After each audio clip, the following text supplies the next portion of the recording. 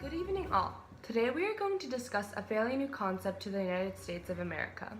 When examining our nation's history, this is a new strategy our country has employed as a method of expanding our interests. Imperialism. Imperialism is the policy of extending a country's power and influence through diplomacy or military force. This sparked a controversial aura over the citizens of our country as some sided for expansion, even if that meant the destruction of others. And then some opposed imperialism, questioning its ethics and morality. Today we have three prominent figures coming in to talk with us. Queen Lilu of Hawaii, Emilio Aguinaldo of the Philippines, Maria Lizana of Panama, and Theodore Roosevelt of the United States. Let's go meet with Queen Lilu to get her stance on imperialism.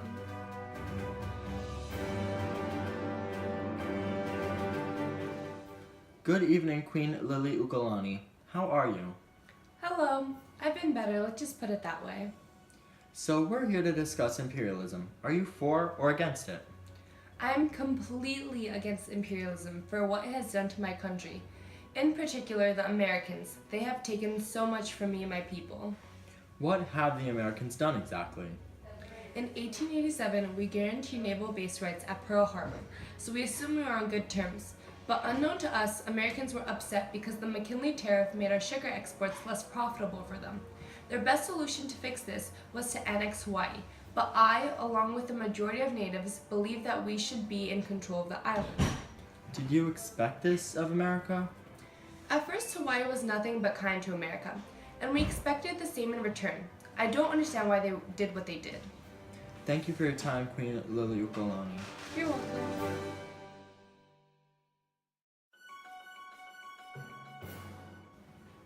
Hello, Mr. Roosevelt. As you may already know, we are here today to talk about imperialism.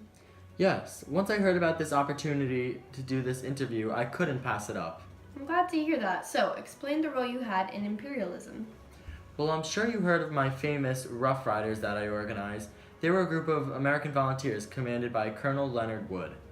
I'm somewhat familiar with the regiment, but for the viewers that may not know, explain.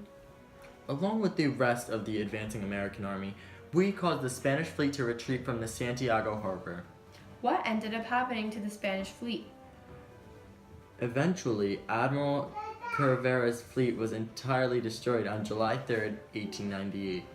This must have helped tremendously with the war. Definitely. General Nelson A. Miles was met with little resistance when he took over Puerto Rico because of what we did. So, overall, I think it's safe to say you are truly a believer of imperialism. Without a doubt.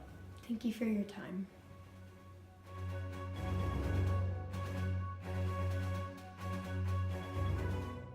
Good evening. Please introduce yourself.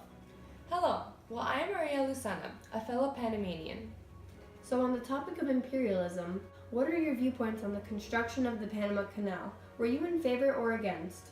I feel as though the construction of the Panama Canal was done for everyone's best interests. My country of Panama used to be a stiff part of Colombia, and we hated them. My fellow people and I wanted America to build this canal to distract from our soon-to-be revolt against Colombia, led by Haibuna Varilla. When Colombia declined America's offer, it was a blessing that they came to us for our permission. Not only did they give us $40 million, but they agreed to help us separate from Colombia's rule. Did you know America did benefit from this exchange in many ways as well? I am aware America reaped various benefits. Otherwise, why would they even want to build a canal? America got their easier waterway transportation, but Panama was able to become an independent nation in 1903. What's your final statement on imperialism? Imperialism conducts wonderful expansion where people from a small town like Panama are able to be exposed to huge leaders such as Teddy Roosevelt. It not only benefits big nations, but small ones such as Panama, especially when Roosevelt is there to fight and support. Thank you, Medea, for your time. You're welcome. Thank you for making it out today, Emilio. As you know, we're here discussing the topic of imperialism. Yes, I'm quite aware. Mind you, I have a lot to say on that, but I won't get ahead of myself now. Well, with reason, you must be angry. Tell me a little bit about that. Why are you angry? An entire group of people is displaced at the hands of the most heinous perpetrator of crime against minorities in history, the white man. Under control of Spain, the United States was supposed to act as the mediator between the tyranny of the Spaniards, and instead they became the oppressors. Where did you go after you led a war for independence against Spain? With the help of the United States, we ended in a truce. I and other Filipino rebels retreated to Hong Kong in 1897. There, General Dewey and I, which I assume the U.S. is familiar with, met.